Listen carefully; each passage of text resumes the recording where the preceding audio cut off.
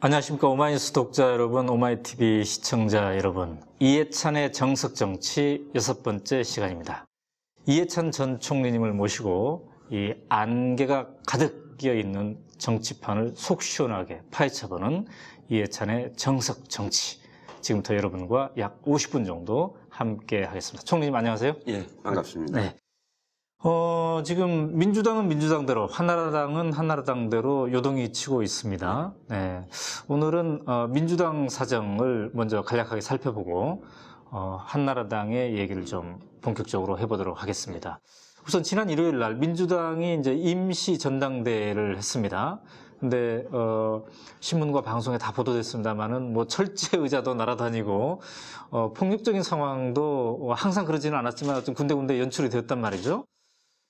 결국 이게 이제 그러니까 통합당을 만들기 위한, 이른바 더 큰 민주당을 만들기 위한 하나의 진통인 것 같습니다만, 이런 뉴스를 보면서 사람들이 어떤 기존 민주당에 대한 이미지뿐만 아니라 앞으로 새롭게 만들어질 민주당에 대한 이미지도 그닥 좋지 않을 수도 있다. 이런 우려가 제기되고 있는데 어떻게 보십니까?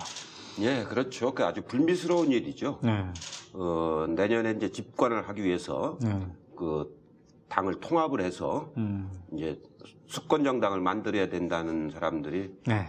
소수가 그렇게 하긴 한 거지만 옛날 80년대 예, 그때 전당대회에서 뭐 강목도 오고 용팔이도 등장하고 그런 걸 연상시키는 네. 그런 불미스러운 행위가 있었기 때문에 국민들에게 좋게 보일 일은 없죠. 네. 그러나 전체적으로 보면 그것이 뭐 통합을 막을 정도로 큰 힘은 아니고 일부의 이제 미미한 하나의 저항이라고 봐야죠. 네.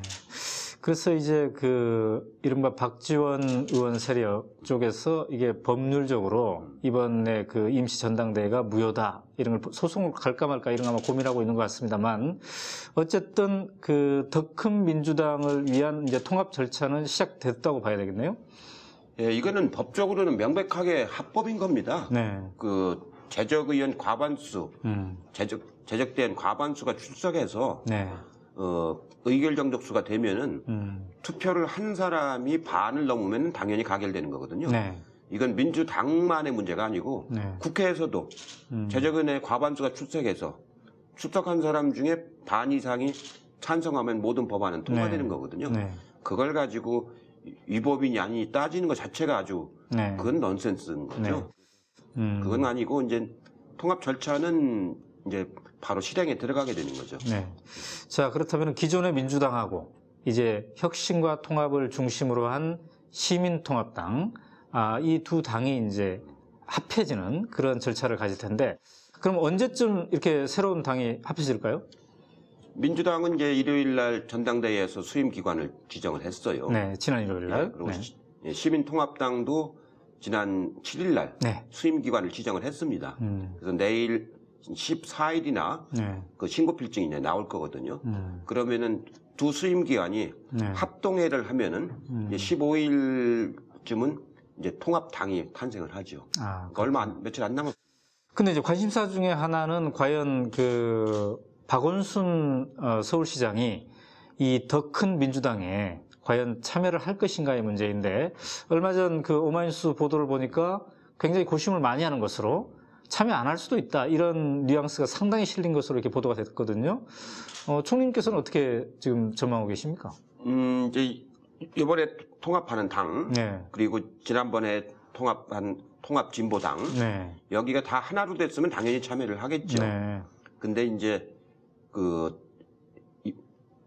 통합진보당에서도 이제 박원순 시장한테 이 민주당과 시민사회가 통합하는 대로 가서는 안 된다, 뭐 이렇게 얘기를 하는 모양인데, 제가 보기에는 어차피 1대1 구도를 만들기 위해서는 통합진보당하고 더 큰 민주당하고가 후보 또 단일화를 할 거 아닙니까? 총선 때. 그렇기 때문에 당은 달라도 결국 후보 단일화는 하는 통합적 질서를 만드는 거기 때문에 박원순 시장이 저는 더 큰 민주당에 참여하는 게 더 낫다고 봐요. 참여를 안 하면은 시의회에서 왜 지난번 선거 때 참여한다고 하고서 네. 참여 안 하느냐. 예, 그렇게 주장할 거 아닙니까? 네. 그러니까 시의회는 지금 민주당이 분들이 다수고. 그러니까 오세훈 시장도 시의회하고 갈등을 빚었던 거 아니에요? 네. 그렇기 때문에 그 뒤에 참여하려면은 좀 궁색해지죠. 그거보다는 본인이 이 통합될 때 같이 참여하는 것이 훨씬 더 당당한 모습이죠. 그러니까 정치라는 것이 항상 모든 게 다 완벽하게 완비되었을 때 선택할 수도 있지만 그렇지 않을 때에도 일정한 그 선택들을 해 가야 되는데 이번에 이제 박원순 서울시장은 이른바 이 더 큰 민주당에 참여하는 것이 좋다 이렇게 지금 말씀하시는 거예요. 예, 그리고 실제로 협상 과정에서 정무 부시장이 쭉 참여를 해왔죠. 예, 정무 부시장이 그렇죠. 대행으로 참여를 해왔기 때문에 민주당이나 저희만 해도 당연히 참여하는 걸로 알고 있거든요. 근데 만약에 참여를 안 하게 되면은 자발적으로 참여하는 게 아니고 시의회에 의해서 맞아 강요되는 것처럼 될 거 아닙니까? 그거는 본인을 위해서도 별로 좋은 건 아니죠. 그래서 또 참여할 때도 그 타이밍이 굉장히 중요하죠. 정치는 이 시간이 굉장히 중요합니다. 때가. 이 똑같은 말이라도 어떤 때는 그것이 아주 잘 먹히고 어떤 때는 한 발만 늦으면은 거꾸로 역으로 작용하고 이제 그러는 거거든요. 네, 그렇군요. 그런데 이제 이른바 이 더 큰 민주당이 만약에 그럼 12월 중순에 새로운 모습으로 등장을 한다면 이제 지도부를 선출해야 되지 않겠습니까? 그 과정에서 이제 얼마나 과연 새로운 모습을 보일 것인가 이게 이제 초미의 관심사가 될 텐데, 그러니까 이번에 그 막 철제 의자도 등장하고 욕설과 폭언이 난무하는 그런 어떤 진통의 과정을 거친 이제 민주당이 더 큰 민주당으로 탄생했을 때, 정말 새롭구나. 이런 모습을 보여줘야지, 이러한 새로운 것을 하기 위해서 뭔가 했구나. 이런 게 이제 인식이 되어질 텐데, 과연 어떤 새로운 모습을 우리가 좀 기대할 수 있을까요? 예를 들면 어떤 게 새로울까요? 세계 최초로 인터넷 파티, 사이버 파티를 만드는 거거든요. 인터넷 당을 만드는 거죠. 파티하자 보통 이렇게 얘기하죠. 무슨 얘기냐면 일반 시민들이 당의 그 지도부 선출에 이 스마트폰을 가지고 모바일로 참여할 수가 있거든요. 그게 막 수십만 명이 참여를 하게 될 텐데 그게 엄청난 우리 정치의 변화를 가져올 겁니다. 그러니까 물론 이제 일정한 절차에 의해서 본인 인증 절차를 해야 되겠지만 받아가지고 신청을 해서 내가 참여하겠다. 신청을 하지 않습니까? 그럼 여기다가 이제 인증 번호를 보내줍니다. 그럼 이걸 받은 사람이 이제 참여를 하는 거죠. 근데 지금 가령 트위터 상에 막 이런 것이 번져나가기 시작하면은 뭐 저희도 얼마나 참여할지 모르겠어요. 최소한도 수십만 명이 참여할 건 틀림이 없거든요. 이런 투표라고 하는 건 세계 역사상 처음 하는 거죠. 아마 전 세계에서 우리가 가장 빨리 인터넷 정당을 만드는 그런 첫 사례가 되는 거고, 특히 젊은 사람들이 많이 참여할 겁니다. 그러니까 기존에 주로 체육관에서 이런 지도부 선출 대회를 했다면은 이제 체육관을 가지 않고도 자기 집에서 그냥 스마트폰으로 참여할 수 있다. 이런 말씀 되겠군요. 그러고 아까 말한 청년위원장도 이 비례대표로 이제 시키려고 그러거든요. 비례대표를 한 4명 정도를 아예 청년 몫으로 떼가지고. 그러니까 총선의 비례대표를. 그래가지고 그걸 하는데 선발 방식을 그냥 누구를 지명하는 게 아니고 이 모집을 할 겁니다. 그래가지고 기본적인 자격 심사를 해서 리그전을 붙이려고 그래, 토너멘트로. 처음에 64명부터 시작을 해서 32명, 16명, 8명, 4명 이렇게 올라가면은 일주일에 한 번씩 이제 토론을 시키고 그것을 인터넷으로 다 생중계할 거거든요. 그리고 본 사람들이 인터넷에서 투표를 해서 자기들이 뽑는 겁니다, 비례대표를. 그거를 한 달 반 정도에 걸쳐서 하면은 거기 젊은 사람들이 이제 4명의 비례대표가 미리 탄생하는 거는 마찬가지잖아요. 그런 방식도 우리가 처음 도입하는 건데 굉장히 좋은 호응을 얻을 거예요. 그러니까 이 더 큰 민주당이 앞으로 펼쳐 보일 새로운 지도부 선출 과정, 그다음에 총선에서의 공천 과정, 이것이 굉장히 새로울 것이다. 전혀 새로운 모습이죠. 그래서 이제 그 과정 속에서 젊은 사람들이 대폭 참여를 해야 될 것 같고요. 그다음에 어떤 그 기존의 그 민주당이 갖고 있었던 이른바 그 당원의 문제, 당원이 덜 역동적으로 참여하는 문제, 이런 부분도 해결을 해야 될 것 같군요. 그러니까 이 당원을 저희는 이제 둘로 구분하려고 합니다. 네. 정책 당원은 주로 인터넷에서 토론을 통해 갖고 정책에 참여하고 의견을 네. 발언하고 네. 이런 정책 당원하고 지금 지구당에서 그 오프라인으로 참여하는 네. 이런 지역 당원, 그러니까 정책 당원과 지역 당원으로 이제 이원화 시키려고 그러는 거죠. 네. 그래서 온라인과 오프라인이 동시에 이게 당활동할 수 있도록. 자, 그럼 이제 지난 2주 전에 우리가 정석정치 5회 때도 잠깐 언급이 되었습니다만은 어떤 분들로 지도부가 과연 선출될까? 이것이 이제 앞으로 총리의 관심사가 될 것 같습니다. 일단 총리님께서는 그 지도부에 출마를 안 하시겠죠? 출마 안 하고. 뭐 많은 거 다 이미 해보셨기 때문에. 그러면 이제 한명숙 전 총리께서 고민하신다고 하셨는데 지난 시간에 어떻게 좀 고민의 깊이가 좀 높아졌습니까? 어떻습니까? 이제는 출마하시는 쪽으로 이제 마음을 출마하는 정하셨죠. 쪽으로 완전히 예, 출마하는 쪽으로. 지금 한명숙, 네. 문성근, 네. 이하경 이하경 여기는 이제 씨도. 출마하는 쪽으로 마음을 이제 결정. 이하경 씨도 이제 시민 대표 자격으로 참여합니다. YMCA 총무를 오래 했기 때문에 네. 전국에 YMCA 조직이 크지 않습니까? 네. 거기에 기반해가 이번에 출마. 그러니까 YMCA 했던 활동을 네. 정치적으로 접목을 시키겠다는 겁니다. 네. 그다음 문성근 씨는 그동안에 국민의 명령으로 네. 그 단일 정당 만드는 서명 운동을 쭉 해왔지 않습니까? 네. 18만 가까이 된다고 그러는데 그걸 기반으로 이제 출마를 하고. 김기식 씨도 결심을 했나요? 김기식 씨는 아직 고민 중인 것 같아요. 아직 고민 중이고요.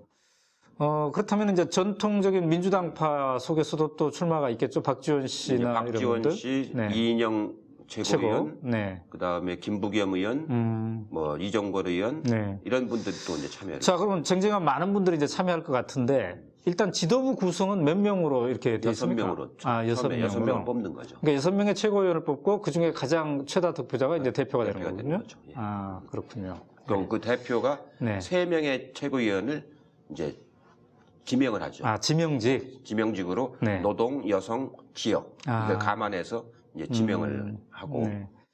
자, 그러면 이번에 그 더 큰 민주당의 특징 중에 하나는 이제 노동 세력이 들어와 있지 않습니까? 예. 한국노총, 예. 민주노총과 이게 양대 산맥을 이루는 한국노총이 들어와 있는데 그러면 더 큰 민주당에서 지도부의 지명직을 노동계 쪽에서 한 사람 한다면은 한국노총 지도부나 이런 쪽에서 참여할 가능성이 좀 높겠네요? 그렇죠. 거기가 이제 지난번 중앙위원회에서 네. 한국노총 중앙위원회에서 공식적인 의결을 했어요. 참여하기로. 네. 그래서 이제 한국노총이 공식적으로 참여하는 거고 또 네. 하나 아마 다음 정부에서 역점을 둬야 할 부분들이 비정규직 문제라든가 네. 그 고용대책, 일자리 만들기 네. 이런 것이 아주 중요한 문제이기 때문에 네. 노동에 대한 그 몫을 지금보다도 훨씬 더 네. 더 크게 인정을 해줘야 되는 그런 차원에서 이제 접근을 하게 되죠. 그런데 이제 아까 박원순 서울시장의 합류 여부에 대해서 잠깐 제가 여쭤봤습니다만, 박원순 시장의 어떤 거취뿐만 아니라, 합류 여부뿐만 아니라, 박원순 시장을 탄생시켰던 시민사회 그룹, 예를 든다면 뭐 하승창 씨라든지 송호창 씨라든지 이런 부류도 있지 않겠습니까? 이 세력들은 어떻게 이번에 아직 참여하는 걸 최종 결정을 못한 것 같은데, 현재 어떤 상황이라고 보십니까? 저도 정확하게는 아직 잘 모르겠는데 네. 일부는 보니까 이번에 참여하고 일부는 나중에 참여하겠다 뭐 이런 얘기가 들리거든요. 네. 그거 보면은 아직 내부 논의 중인 것 같아요. 그러니까 내부적으로 함께 할 거냐 네. 아니면 개별적으로 할 거냐 네. 이런 논의가 아직 안 끝난 것 같습니다. 어쨌든 이제 이번에 12월을 거치고 내년 아마 중순경이 되면은 1월 중순경이 되면은 이제 새 지도부가 탄생할 텐데 이 새 지도부 선출을 위한 이 대회는 이번에 지난 일요일 날 민주당 대회에서 봤던 모습과는 확연히 달라질 수 있을까요? 전혀 다르죠. 이제 민주당 그 모습하고는 그런 모습이 다시 재현되면 큰일 나죠. 네. 그건 아니고 네. 이제 새 지도부 명실공한 새 지도부를 뽑는 거고 네. 여기에는 아까 말씀드린 문성근이라든가 이하경이라든가 이런 시민단체에서 오래 활동했던 사람이 참여하는 거기 때문에 지도부의 면면도 달라지고 네. 또 이 분위기도 많은 시민들이 참여하는 행사 아닙니까? 네. 모바일로 많은 시민들이 참여하기 때문에 현장 투표도 하고 모바일 투표도 하고 하기 때문에 그 분위기나 흐름은 뭐 지금하고는 전혀 다른 거죠.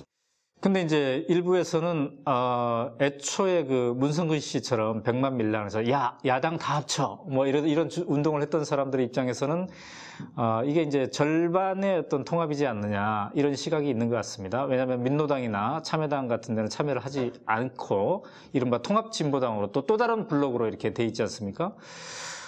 지금 이제 혁신과 통합의 공동대표도 맡고 계시니까요. 총리님께서 보시기에 애초에 목표했던 것에 비해서 이번에 이 더 큰 민주당 이것이 전체를 100점 이렇게 한다면은 목표치라고 했다면은 한 몇 점 정도를 이렇게 줄 수가 있겠습니까? 이 통합 정신과 혁신 정신을 이렇게 두고 봤을 때. 혁신은 100% 거의 반영이 되는 거고. 혁신 자체에 혁신 대해서는. 자체는 네. 당의 문화라든가 의사결정 구조라든가. 이거 뭐 네. 그 정책의 내용이라든가 이런 내용이라든가 이거는 원래 제가 계획했던 수준을 충분히 다 반영을 하는 것 같고. 이제 조직적인 차원에서 본다면은 네. 이 민노당하고 유시민 대표가 하는 참여당 네. 그 일부하고 네.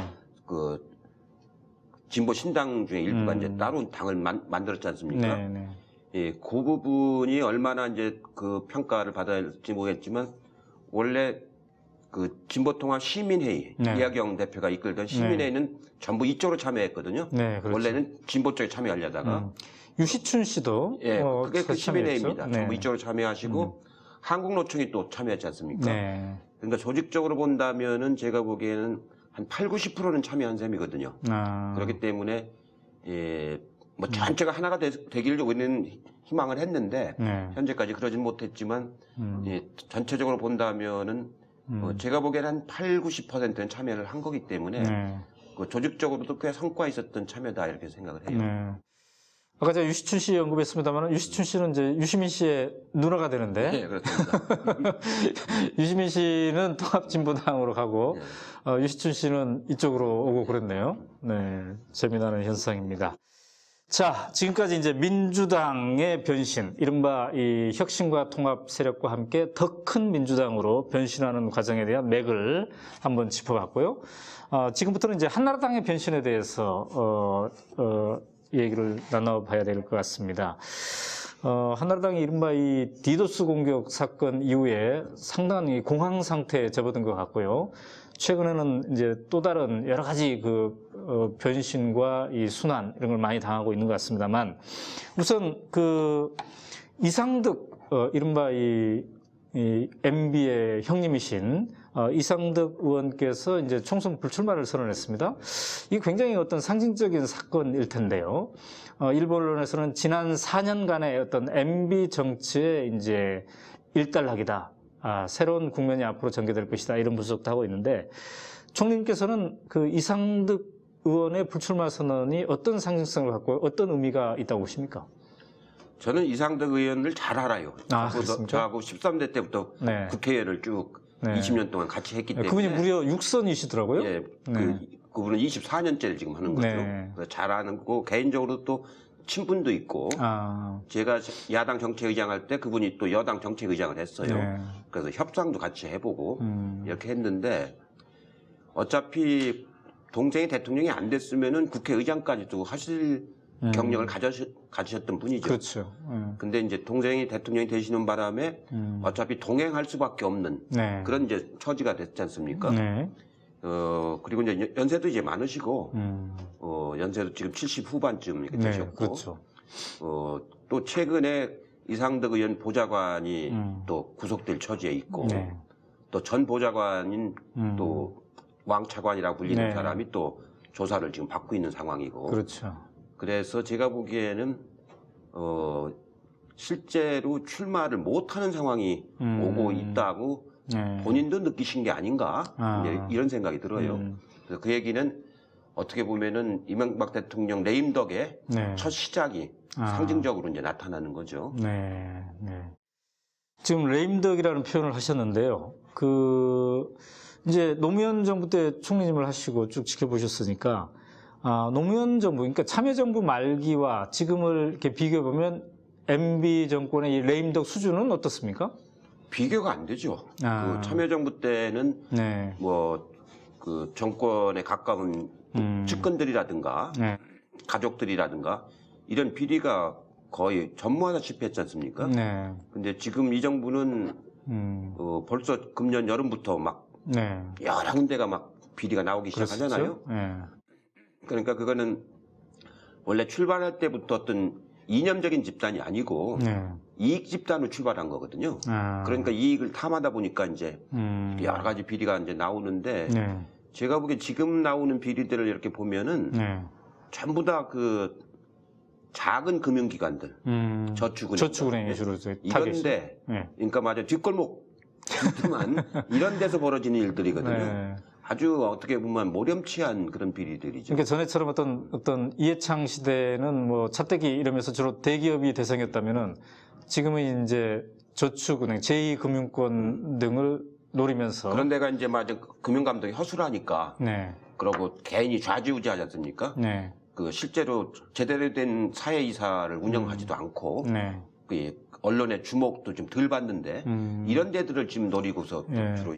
저도 지금 기억납니다만 그 노무현 정부의 마지막 해, 그러니까 2007년 가을에, 그러니까 임기를 6개월 앞둔 상황에서 제가 이제 청와대에서 인터뷰를 했었는데 지금도 생생합니다만 제가 이런 질문을 한 기억이 있습니다.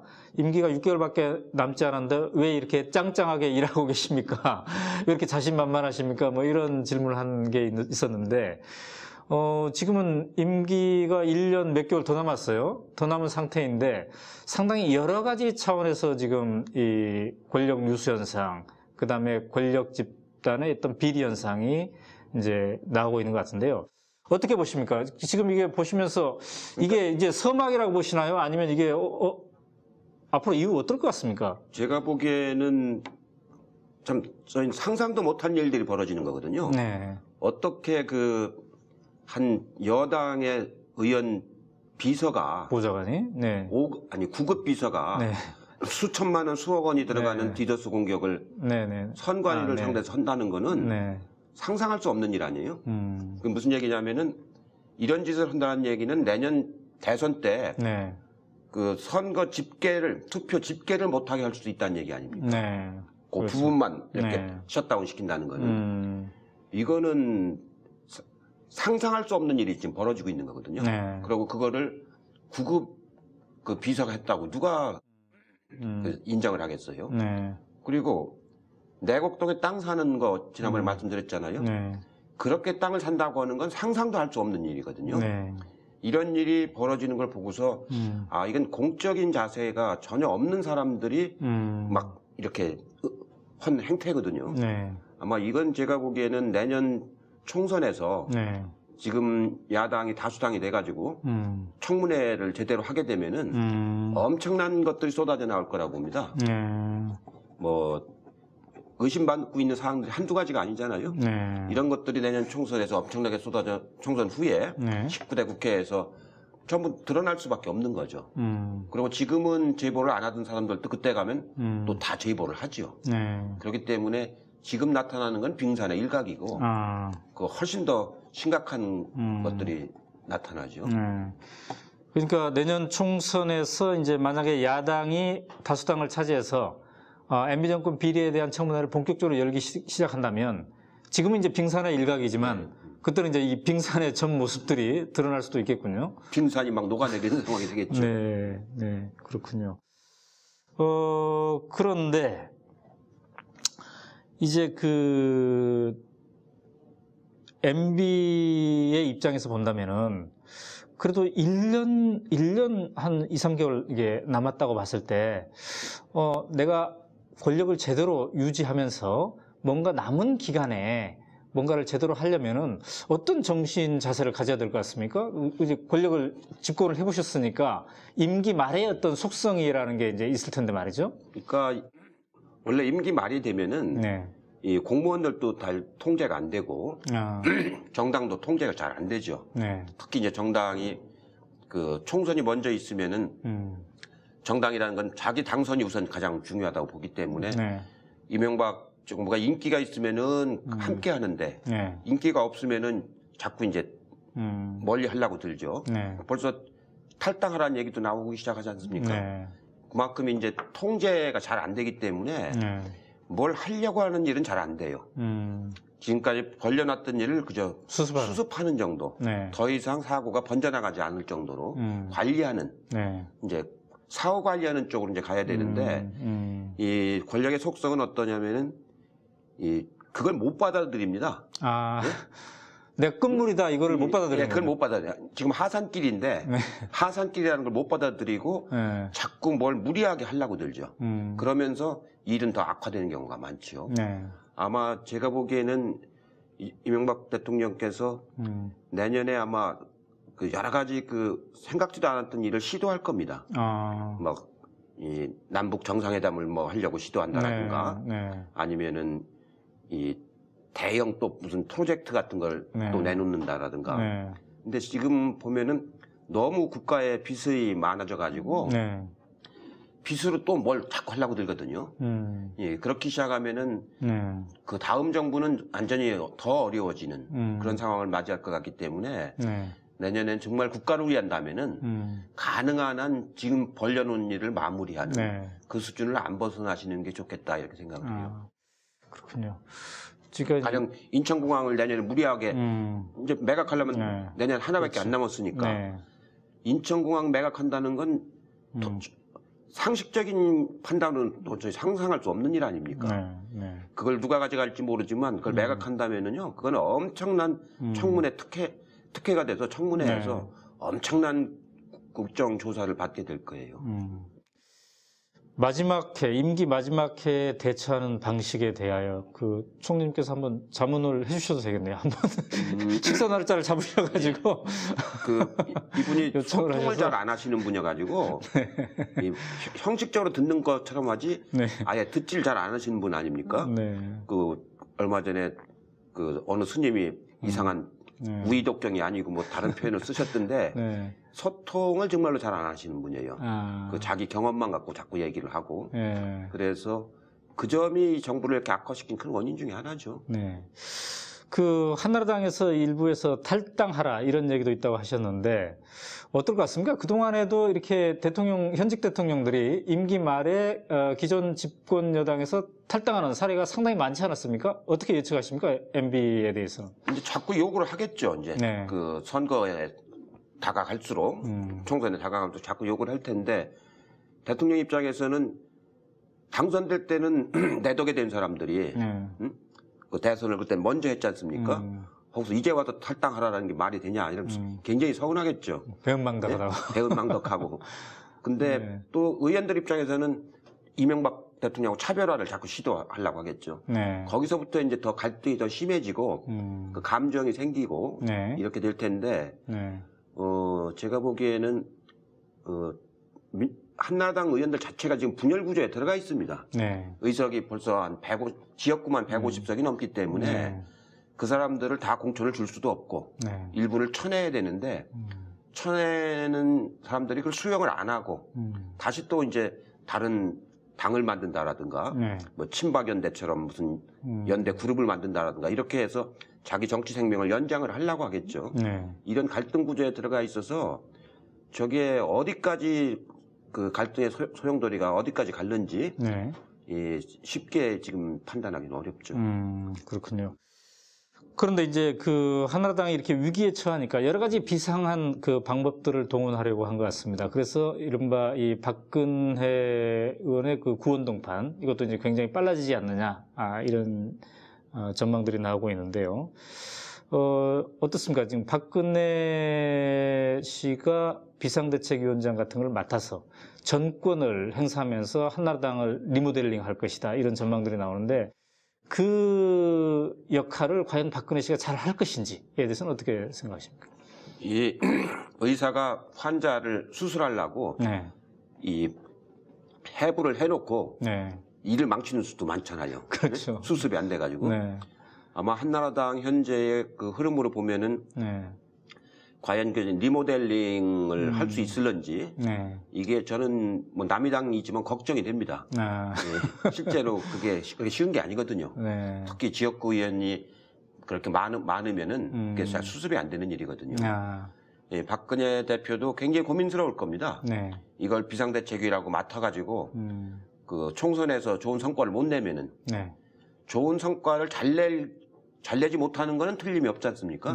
아주 못 내느냐, 조금 못 내느냐 하는 건데 아주 못 내는 상황이 오면은 대선 출마에도 큰 이제 걸림돌이 될 것이고. 그러니까 총선이 크게 패배하면 한나라당이 크게 패배하면은 그 책임론을 그렇죠. 떠안을 수가 있는 누군가 거겠죠? 책임을 져야 될 거 아닙니까?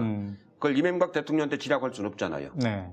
그러니까 당 총선을 지휘했던 사람들이 져야 될 거 아닙니까? 네. 그러면은 결과가 나빠서 박근혜 대표가 그걸 책임을 지는 상황이 오면은 아주 난감스러운 일이 생기는 거죠. 그럼 최악의 경우에는 그 책임을 져야 되기 때문에 대선에 출마 못하는 그런 상황도 올 수 있나요? 아주 선거 결과 나쁘면 그렇게 되겠죠. 아주 나쁘다. 아주 나쁘면. 네. 예를 들면 막 야권이 3분의 1을 휩쓸어 버린다든가 그렇게 된다면 가령 지금 한나라당이 100석 이하로 밀린다라든가 네. 그러면은 정치적으로 아주 낭패한 게 되지 않습니까? 네. 그러면 100석 이하로 밀린다고 하는 거는 결국은 한나라당이 전국적 기반을 다 잃는 상황이 그렇죠. 오는 거거든요. 근데 그거는 이제 최악의 상황인데 그러나 이제 박근혜 씨로는 지금 진퇴양난인 게 지금 어떤 비상대책위원장이라든지 이런 걸 안 맡을 수도 좀 없는 상황으로 가고 있는 것 같습니다. 조건은 그렇죠. 이제 한나라당에서는 이 난국을 해체할 사람은 박근혜밖에 없다 이런 인식들이 있기 때문에요. 그러니까 정치라는 거는 네. 그러니까 밀려오는 파도와 같은 거거든요. 오세훈 시장의 무슨 무상급식으로부터 시작돼 갖고 여기까지 온 거 아닙니까? 그렇죠. 진원지는 거깁니다 지금. 네. 오세훈 시장 한나라당으로서 오세훈 씨가 굉장히 믿겼어요. 원망스럽겠죠. 네. 진앙지는 불과 돈 1,000억도 안 되는 그런 데서부터 시작해가지고 지금 이 서울시장 선거에서 지고 그 당대표도 최고인데 사퇴해야 되고 그러다 보니까 이제 박근혜 대표가 비상체제를 맡아야 되고 그 계속 몰려오는 파도 같은 건데 그걸 피할 수는 없습니다. 그 파도를 헤쳐나가야죠. 박근혜 대표도 맡아가지고 좋은 총선 결과를 가져오도록 최선을 다해서 그걸 헤쳐나가야지. 여기서 피해가면은 그다음부터는 이제 더 큰 파도가 오는 거죠. 근데 지켜보는 사람들 입장에서는 참 정치라는 게 오묘한 것 같습니다. 왜냐하면 그동안 박근혜 씨가 여러 가지 정치적 현안을 좀 피해가면서 이른바 신비주의 전략으로 최대한 현안에 발을 담그지 않으면서 뭔가 뒤에서 뭔가를 해보려는 그리고 때를 기다리는 그런 입장이었는데 이제 완전히 한나라당이 완전 위기에 처하니까 한꺼번에 모든 이 파고를 맨 앞장서서 뭔가 처리해야 되는 그런 온몸으로 자기가 막아야 되는 상황이 온 거죠 이제. 온몸으로 막아야 되는 상황이 왔는데 조건은 아주 결과는 좋기는 좋지 않을 거라는 건 확실하고 얼마나 나쁠 거냐 하는 상황인 거죠. 그러니까 이 오히려 정상적인 상황보다도 훨씬 나쁜 상황에서 이걸 맡게 되기 때문에 그 결과에 대해서도 아주 제가 보기에는 박 대표 입장에서는 상당히 위기감을 느끼시지 않을까 생각이 들어요. 그러니까 지금 좋지 않은 상황이라는 말씀은 이제 지금부터 당을 책임져야 되는데 곧 총선이 다가온다. 또 권력의 말기다. 그러니까 이 현역 국회의원들이 박근혜 씨의 말을 제대로 안 들을 수도 있던 얘기예요. 말 안 듣죠. 당연히 말 안 듣죠. 공천을 준다고 하면 말을 잘 듣고 공천이 어려운 공천을 준다 하면은 할 수 있지만 줄지 말지 모르는 상황에서는 엄청난 계산에 이제 들어가겠군요. 왜냐하면 친이계 의원들이 많아요 지금. 친이계 그렇죠. 의원들이 훨씬 더 많은데 그분들이 비교적 나이가 젊습니다. 그렇죠. 예, 비교적 젊기 때문에 정치를 이제 한 번 하고 나서 계속 하려고 하는 사람들이지 정치를 그만두려는 사람들이 아니거든요. 그렇기 때문에 이 공천권을 박근혜 대표한테 다 줄 거냐, 어떻게 그 분점을 할 거냐, 이거서부터 논란이 많아질 겁니다. 그러고 보니까 이상득 의원이나 이런 분들 좀 친박계 아니 이상득 의원은 좀 아닙니다만은 다른 친박계 의원들을 이렇게 보면은 좀 연령대가 있는 그런 사람들이 좀 많은 것 같습니다. 홍사덕 의원이나 뭐 그렇죠. 이런 쪽을 보면은 근데 이쪽에는 이제 정태근, 정두원 이런 사람들 좀 젊은 편에 이제 속해 있었는데 이쪽이 친이계가 더 젊습니다.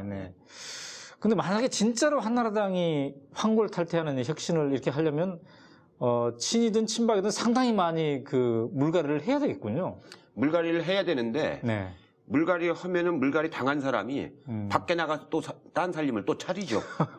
안 그러겠습니까? 그러니까 무소속으로 출마할 거라는 거죠. 무소속으로 출마하든가 무슨 그룹을 져서 출마를 하지. 그 사람들이 정치를 포기하는 사람들은 거의 없을 거거든요. 네. 그렇기 때문에 쇄신을 많이 할수록 반작용도 또 많이 커지는 이런 그 딜레마 속에 지금 한나라당이 빠져 있는 거거든요. 네. 그 일을 박근혜 대표가 담당을 해야 되니까 네. 본인으로서도 굉장히 곤혹스러운 일일 거예요. 결국 지금 어찌 보면 오세훈 씨 때문에 박근혜 씨가 지금 무상급식 너무 빨리 천억 때문에 예. 무상급식 천억 때문에 주민투표로부터 시작해가지고 불과 몇 달입니까? 8월 26일 날부터 시작해가지고 네. 불과 넉 달만 이런 상황이 온 거 아닙니까? 우리나라 정치가 그만큼 가변적이고 이 변화가 무쌍한 거예요. 그렇다면 이렇게 생각해 볼 수는 없을까요? 그 한나라당이 이렇게 최대 위기를 맞았기 때문에 이제 총리님처럼 야권에 계신 분들이 전혀 상상하지 못할 수준의 혁신을 한나라당이 해버릴 가능성, 이건 어떻게 보십니까? 그래서 언론들도 깜짝 놀라고, 그러니까 예를 든다면 정책의 내용에 있어서도 상당히 어떤 진보나 이 개혁 쪽에서 그동안 주장했던 복지 문제라든가요, 이런 것들을 전향적으로 많이 받아들이고, 또 젊은 세대들을 상당하게 이렇게 포용을 한다든지 수요를 한다든지, 그다음에 경선 룰이나 이런 것도 이쪽에 야권보다 더 혁신적인 뭔가를 막 수용하면서 이렇게 나올 가능성은 없을까요? 정당이라고 하는 거는 이제 기반이 있는 거거든요. 서 있는 기반이 있는 거고, 네. 또 국민들이 바라보는 평가가 있지 않습니까? 네. 그렇기 때문에 기존에 해왔던 내용을 기반을 떠나서 할 수는 없는 거 아닙니까? 그러니까 정책 내용도 네. 그동안 한나라당이 추구했던 정책을 떠나서 할 수 있는 폭은 그렇게 큰 게 아니거든요. 네. 원체 복지 문제 같은 경우는 그동안에 안 해왔으니까 조금 할 수 있는 것이지, 네. 남북 관계도 원체 이명박 대통령이 악화시켰으니까 조금 개선할 수 있는 것이지, 네. 뭐 획기적으로 할 수 있는 분야들이 아니지 않습니까? 그러니까 오히려 인적 쇄신 같은 경우도 제가 보기에는 할수록 아까 말한 엔티그룹이 이제 그 반작용이 생길 거 아닙니까? 네. 그래서 그것도 이제 하기가 어려운 점이고, 네. 실제로 방식, 이제 이런 방식도 가령 모바일 폰으로 이제 한다. 그러면 네. 한나라당 지지자들은 연세들이 많으셔갖고 네. 모바일 폰으로 한다면 이거 할 줄 모르는 사람들이 많으실 거예요. 그렇죠. 네. 젊은 세대들이 그쪽을 지지하지 않으니까. 네. 네. 그래서 그 평가와 기반이 있기 때문에 네. 엉뚱한 대로 이렇게 산박하게 가지는 게 아니거든요. 네, 그렇군요. 그렇다면은 만약에 박근혜 씨로서는 이제 최대 위기임과 동시에 이거를 잘만 또 위기를 극복한다면은 정말 실질적인 힘이 있는 정치구나, 이렇게도 또 인정받을 수 있는 계기가 될 수도 있겠군요. 그러니까 부딪혀야죠. 부딪혀가지고 총선에서 네. 현재 수준을 다는 유지하지 못한다 하더라도 네. 적어도 다수당 위치를 뺏기지 않으면은 그러면 강한 리더십이 생기고 네. 이 대선 주자로서도 아주 더 단단한 기반이 생기겠죠. 네. 그걸 할 수 있느냐 못하느냐가 평가를 받는 거거든요. 근데 박근혜 씨는 이제 한번 위기를 구해본 경험이 있어요. 뭐 이른바 천박당사 해가지고 하나를 한번 위기를 구해본 경험인데, 총리님께서 그동안 지켜본 박근혜 씨의 캐릭터라든지 수준이라든지 내용 이런 걸 봤을 때 이번의 위기를 가장 앞장서서 이렇게 파헤칠 만한 그런 어떤 역량이 있다고 보십니까? 어떻습니까? 뭐 쉽게 평가하기는 어렵죠. 근데 네. 천막당사일 때는 그 네. 소극적인 위기를 극복한 거고, 네. 그건 이제 어떻게 보면은 아주 부패한 당이 됐으니까 네. 이제 찻대기 하고, 삿대기, 예. 그러고 이제 정권을 찾지도 못하고, 네. 그런 거에 대해서 야당으로서의 몸부림을 치는 그런 소극적인 위기 극복했다고 봐야죠. 네. 근데 이번엔 그게 아니라 여당으로서 막 부패로 무너져가는 여당을 네. 여당의 책임자로서 총선을 치러야 되는 그 굉장히 큰 사태를 만난 거 아닙니까? 네. 이건 소극적으로 몸부림 쳐서 극복되는 게 아니고 아주 맞으면 정확하게 그 파도를 타고 넘어야 되는 네. 그런 그 지점이기 때문에 성격이 좀 다르죠. 네, 그렇군요. 그거를 과연 어느 정도 하실 수 있을는지에 따라서 대선 후보로서의 평가가 달라질 텐데, 네. 제가 보기에는 아까 말씀드린 것처럼 이 개봉해놓고 수술 성공하지 못하는 네. 이런 상황도 충분히 올 수 있다고 생각을 해요. 그 가능성이 더 높다고 보십니까? 뭐 높다고 보진 않지만 그런 만에 하나 그렇게 되면 더 어려워지는 거 아닙니까? 그러니까 박근혜라는 의사가 예. 이제 이렇게 뭔가 이 위암 걸린 한나라당을 개복을 해봤는데 너무 이게 잘못 수술하거나 아니면 그 자체가 너무 심각해서 어쩔지를 모르는. 덮을 수가 없는 네. 이런 상황이 올 가능성도 있죠. 아, 그렇군요. 그런 확률이 네. 많아서가 아니고 네. 10분의 1만 있어도 굉장한 그 위기를 낳지 않습니까? 그러니까 우리가 서울시장 선거에서 보았던 어떤 젊은 세대들, 특히 20, 30대들이 대거 한나라당에 등을 돌리는 상황, 그 이슈들은 여전한 거고, 그렇죠. 그다음에 또 권력의 말기인데다가 한나라당 자체는 또 이제 총선을 앞두고 국회의원들이 통제가 안 되는 상황. 그러니까 어느 것 하나 쉽지 않는 상황에서 박근혜라는 이제 그렇죠. 의사가 등장하는 거고. 권력 초기에는 가령 이제 그 공천을 안 줘도 네. 다른 공기업체로 이제 그 보내준다라든가 이런 여러 가지 자리를 안배할 수가 있었죠. 네. 근데 내년은 그게 아니고 이제 말기로 들어가고 네. 그 이미 있는 자리를 뺏어야 될 상황이 됐기 때문에 훨씬 더 어려운 상황이죠. 네. 그래서 내년에 저는 이쪽 야권은 통합적 질서로 한 발 한 번 다가가고 네. 한나라당은 아무래도 분열 구조로 이제 다가가는 거기 때문에 네. 그 과정이 어디까지 전개될지 모르겠습니다만 19대 총선에서는 한나라당이 상당히 의석을 잃을 가능성이 아주 높다 네. 그렇게 보죠. 네.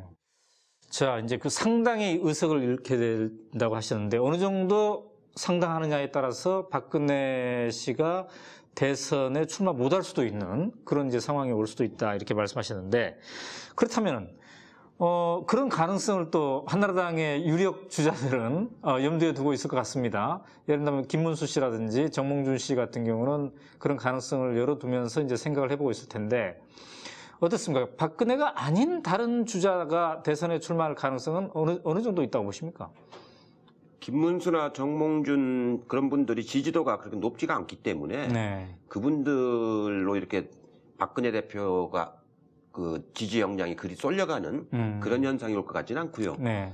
이제 박근혜 대표가 아주 나쁜 상황이 오지 않으면은 그래도 이제 어느 정도는 박근혜 대표가 버텨내는 상황이 올 가능성은 있다고 보죠. 네. 가령 예컨대 지금 이 일당은 안 된다 하더라도 네. 가령 150, 130대 뭐 120으로 갈라진다라든가 이 정도면은 비등비등한 거 아닙니까? 네. 그렇게 되면 박근혜 대표 체제가 유지는 되겠죠. 아, 네. 근데 그게 아니고 이제 180대 120으로 온다든가 이렇게 돼버리면은 그거는 네. 그 상황은 지금 보수권 일각에서는 이제 박세일 교수나 이런 분들 중심으로 해서 뭔가 보수 신당을 새로 만들어보자 이런 흐름이 있는 것 같습니다. 그리고 이제 정운찬 전 그 서울대 총장 같은 분들도 여전히 꿈을 갖고는 있는 것 같은데요. 이런 그 박세일 교수 같은 분이 중심이 된 이런 보수 신당이 이 개혁된 한나라당과 어떤 합쳐져 가지고 뭔가 좀 새로운 에너지를 얻을 가능성은 있을까요? 그거는 박세일 이사장이 만드는 쪽은 이제 자기들은 이제 정통 보수라고 지금 주장을 하고 있지 않습니까? 네. 그럼 한나라당은 이제 맞으면 정통 보수를 인정을 안 하려고 이제 그 당을 만들고 있는 건데 네. 정치라는 게 이해관계의 타협점이 있기 때문에 둘이 만들어 갖고는 분열 구조가 된다고 지금 생각을 하겠죠. 네. 그래서 실제로 당을 만들지는 창당까지 갈지는 모르겠는데 아마 제가 보기엔 거꾸로 네. 이 공천을 못 받는 사람들이 그쪽하고 결합을 해서 맞으면 도생을 하려고 네. 하는 그런 현상이 또 생길지도 모르는 거죠. 그래서 정치라는 게 우리 정치가 이렇게 안정된 제도 속에서 이루어지는 게 아니고 네. 그때 이렇게 이해관계에 의해서 이합집산을 하기 때문에 네. 지금 딱 단정해서 얘기하기는 어려운데 제가 보기에는 분열 구조로 갈 가능성이 훨씬 크다고 봅니다. 아, 그렇군요. 그러면은 이른바 그 여권, 보수 여권이 총선에서 크게 두 개의 당으로 나올 수도 있겠네요. 그럴 수가 있겠죠.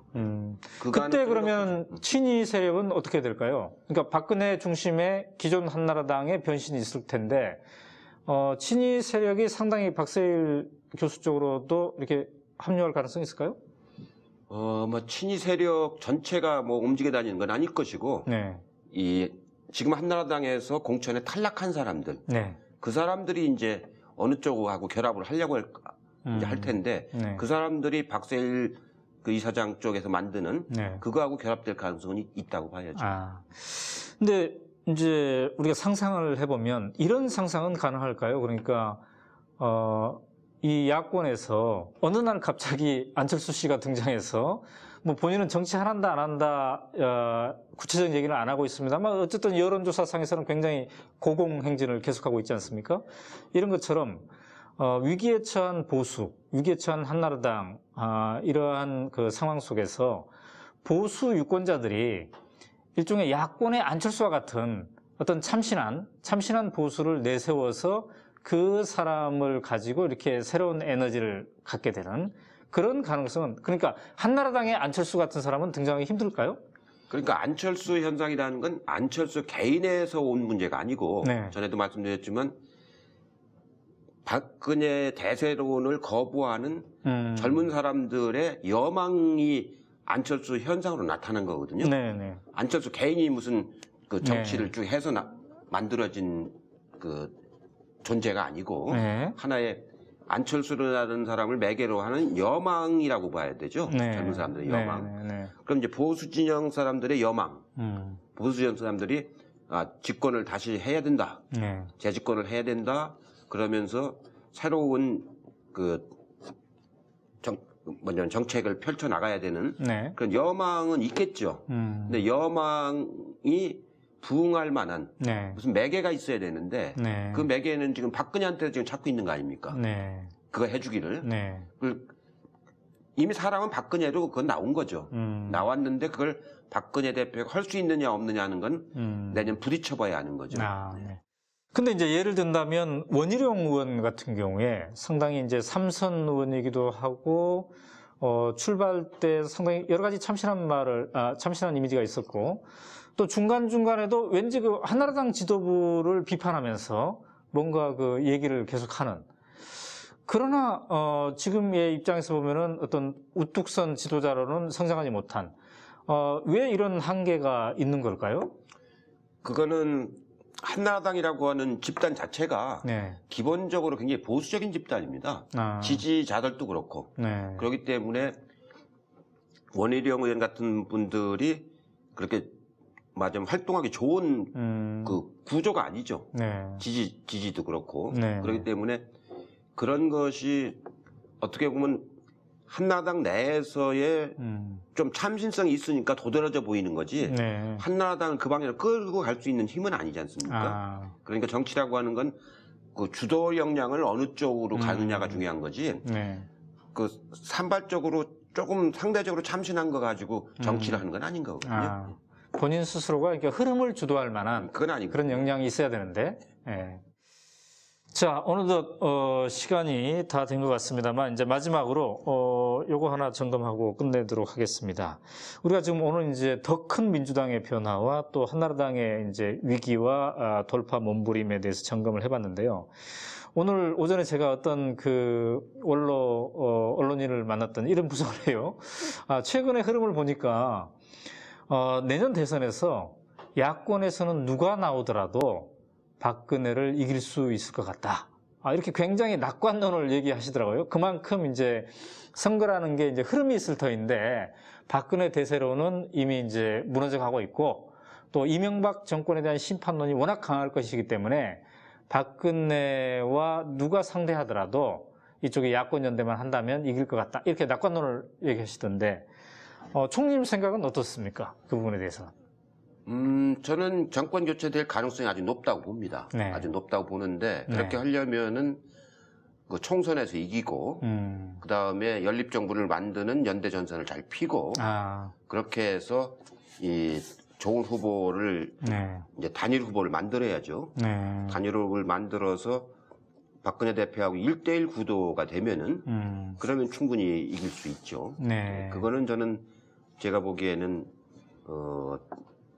뭐 충분히 이길 수 있는 가능성이 이번 시장 선거에서 여실히 보였지 않습니까? 네.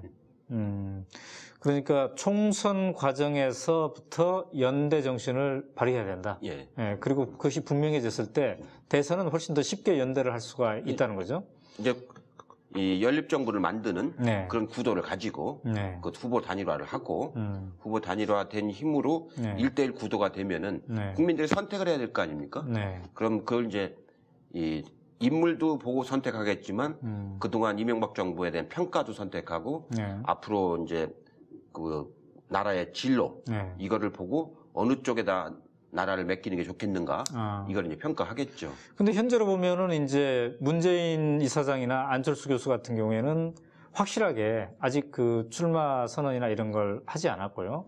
본인이 특히 정치에 온몸을 던지겠다 이런 얘기는 아직 이제 안 하신 것 같은데, 반면에 이제 손학규 대표라든지 어떤 정동영 씨라든지 다른 분들은 시켜준다면 당연히 하겠다 이런 의사를 갖고 있는 분들은 또 인기가 안 오르고 있고, 그래서 뭔가 정권 교체 가능성이 높다 이렇게 분석을 하면서도 많은 사람들이 근데 정말 이게 과연 이 조합이 어떻게 잘 이루어질까 이렇게 상당히 또 의문을 많이 품고 있는 것은 사실인 것 같습니다. 근데 앞으로 남은 기간이라는 것은 굉장히 어떤 그 역동적인 변화가 가능한 그런 기간이라고 봐야 되겠네요. 굉장히 우리가 예상했던 것보다 훨씬 많은 변화가 올 겁니다. 네. 아마 안철수 교수는 모르겠습니다만 네. 그 문성근 대표 같은 분이 당 선거에 참여한다는 건 누가 생각했습니까? 그렇네요. 이하경 그 Y 총무가 당 선거에 참여한다는 걸 생각을 했습니까? 그만큼 정권 교체를 하는데 해야겠다는 그 이게 절실한 거죠. 절실한 거니까 그분들이 전혀 당하고 관계 없었던 사람들이 당에 참여해서 통합당을 만들고 참여하겠다는 거 아닙니까? 아마 문재인 이사장도 그 어떻게 보면은 전혀 자기가 지금 예상하지 않은 데도 지금 가고 있는 거거든요. 자기하고는 관계없이. 아마 그래서 출마하게 되는 상황이 조만간 오지 않을까 이런 생각이 들어요. 지난 그 5회 정석정치 때 이제 부산에서 문재인 이사장이 지역구 총선에 출마할 가능성이 높다 이랬는데 그렇게 보도된 이후에 또 문 이사장님 만나 뵀을 텐데요. 그 분석에는 계속 그 유효합니까? 본인이 이제 조만간 이제 뭐 내일 모레면 이제 결단을 해야 될 거 아닙니까? 이제 벌써 예비 후보 등록이 이제 시작되는 단계가 왔기 때문에 통합당을 만들고 나면은 아까 말씀드린 것처럼 15일쯤 이제 통합당을 만들고 나면은 이제 예비 후보 등록들을 이제 하게 되지 않습니까? 그렇죠. 그때 되면 이제 본인이 할 건가 말 건가 결단을 해야 되니까 이제 불과 일주일도 안 남은 일입니다.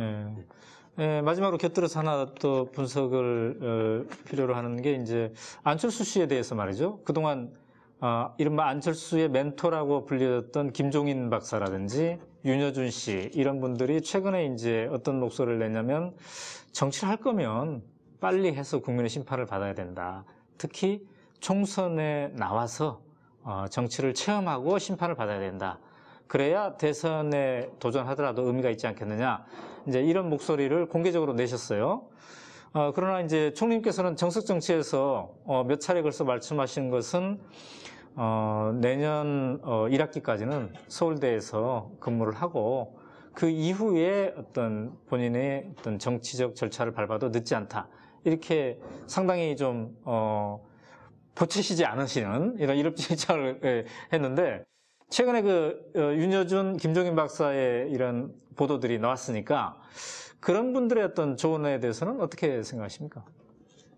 그분들이 너무 조바심을 내는 것 같아요.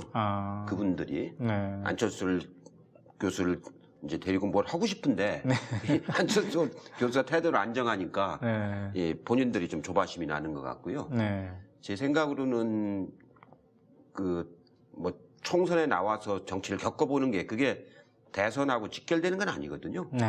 그 벌써 이제 당을 오래 하는 사람이라면 그런 게 필요한 건데 안철수 교수의 지금 입장은 당을 하자는 건 아니지 않습니까? 그 하나의 자기가 이 역사에 기여하는 흐름을 만들자는 것이지. 그렇기 때문에 총선에 참여하는 게 그렇게 중요한 건 아니고요. 또 총선에 참여하려면 당을 만들든가 어느 당을 입당을 해야 되는데 그 자체를 본인이 지금 안 하려고 하는 거 아닙니까? 그래서 그건 아니고 총선 끝나고 나서 이제 정말로 대선이 나라의 진운을 가르는 중요한 선거가 이제 될 텐데 그때 본인이 어떻게 하는 것이 자기가 이 하나의 맞으면 역사 발전에 기여하는 것인가 그런 고민을 참 많이 안 할 수가 없을 거 아닙니까? 그렇죠. 많이 요구를 받을 거니까. 그래서 그때 그 같이 여러 사람들이 협의해서 판단해가지고 결정을 해도 저는 뭐 충분하다고 봐요. 그 뭐 대선을 하든 안 하든 네. 문재인 이사장도 안철수 교수하고 허심탄회하게 얘기해서 안철수 교수가 그 대선에 하고 싶다면 아마 내가 보기에는 문재인 이사장도 흔쾌히 양보하실 분이라고요. 예, 거꾸로. 이제 문재인 그렇다면은 지금 말씀하신 거는 대선에 총선 이후에 안철수 씨가 어떤 선택을 한다면 이 문재인 이사장이 있는 그 당, 이른바 더 큰 민주당 여기에 이제 들어와야 되겠군요.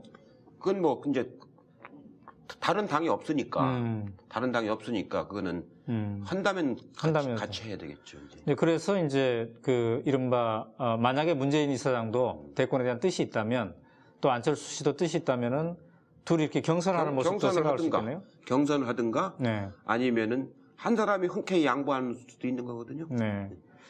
근데 이제 그동안에 우리 역사에서는 경선을 하면은 서로 이제 양보가 잘 안 되는 구조였는데 이번에는 좀 다를 수 있다는 거예요. 다를 수 있는 거죠. 왜냐하면 지금 저는 문재인 이사장 오랫동안 같이 일을 해왔는데 네. 개인적인 차원에서 문제를 보는 게 아니거든요. 네. 정권을 교체해야 된다라는 차원에서 네. 문제를 보는 거기 때문에 네. 정말로 지지도가 안철수 교수가 그때까지도 높고 네. 그 후보로 나갈 의사가 있다. 네. 그러면은 그쪽으로 뒷받침을 충분히 해줄 수 있는 거거든요. 네. 네. 자, 그래서 이제 이 이해찬의 정석 정치 6번째의 그 예측은 현 추세대로 가면 정권 교체 가능성은 높다. 네. 높죠. 네.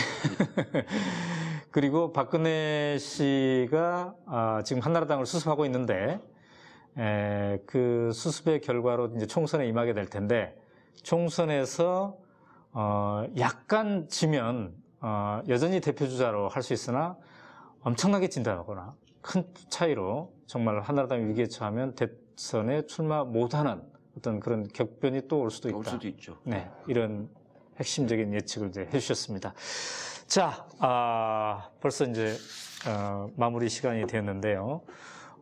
이제 다음번에는 이제 올해의 마지막 정석 정치 이렇게 되겠네요. 26일 날. 네, 네. 크리스마스 다음 날. 네, 그때는 아마도 이제 한 해를 총 정리하면서 또 내년에 대한 이제 전망을 좀 더 심도 있게 해봐야 될 것 같습니다. 네, 독자 여러분, 시청자 여러분, 크리스마스 잘 보내시고요. 7번째 정석 정치에서 다시 뵙도록 하겠습니다. 총리님, 감사합니다.